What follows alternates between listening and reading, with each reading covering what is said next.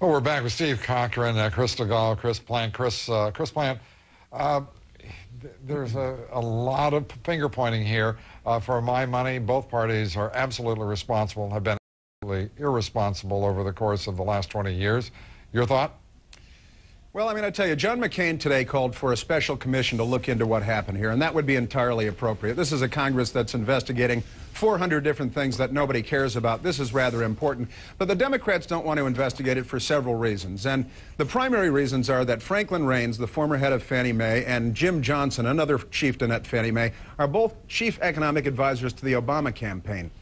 Furthermore, the head of the banking committee, Christopher Dodd, the Democratic senator from Connecticut, is the #1 recipient of Fannie Mae money, and the #2 or #3 recipient, depending on how you score, of Fannie Mae money is none other than Barack Obama. Steve Cochran, your thoughts? Lou, I think what we're running into here is the same problem America's running into, and that is the left knows who they're going to vote for, the right knows who they're going to vote for, the vast middle, including me, is still trying to figure it out. And we in talk radio are making the same mistake because we spend too much time and the other guy sucks. This is the ultimate job interview, and I'm not impressed with either candidate when they spend all day, as do their supporters, talking about how wrong the other guy is and not saying a word about what they can get done if they get the gig. And it's just tiresome. But, Steve, the only time that people lay off the federal government is when the federal government's involved. It's amazing you've got wildly successful companies like energy, oil, big oil, called up to Congress to testify, raked over the coals repeatedly for being successful. Yet when you've got floundering, failing companies like Fannie Mae, Freddie Mac, not only are they left alone, they're bailed out. And as Chris rightly pointed out... You know this... Well, Chris, let me just say this. The oil story. The fact of the matter is that this Congress has had hearings on a host of issues, including the oil industry. There's no action taken here. Going back to Chris Plant's idea about the remarks about calling for a 9/11 commission as is done.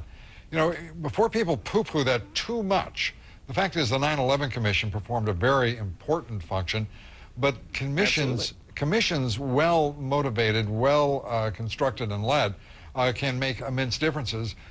For example, the 1983 so-called Greenspan Commission, which completely saved the Social Security system 25 years ago.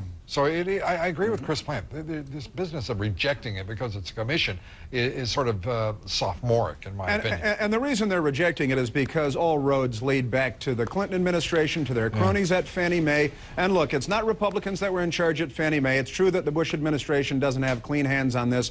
But if you look where this house of cards was built, it was built by the Clinton people and their cronies at Fannie Mae, and all paths lead back to them. What do you guys think about the idea? I'm sorry?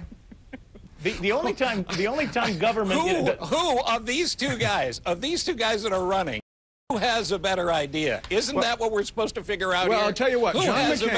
I'd like to hear, frankly... John McCain today dedicated his time to solutions. Barack Obama dedicated his time today to attacking John McCain in his post-partisan world. Chris Stigall, you get the last word here, partner. You just simply cannot have it both ways. It's big, monolithic, evil corporate business, or it's government intervention. It's one or the other. They're trying to have it both ways. So to Steve's end, I agree. Blood on both, a pox on both your houses, but you can't have it both ways. Yeah, well, I still think most Americans can hold competing ideas within their minds simultaneously and successfully.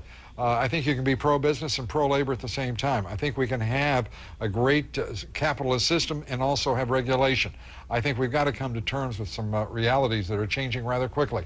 And we thank you all three for being here. Chris, thank you, Lou. Steve, thank you very much.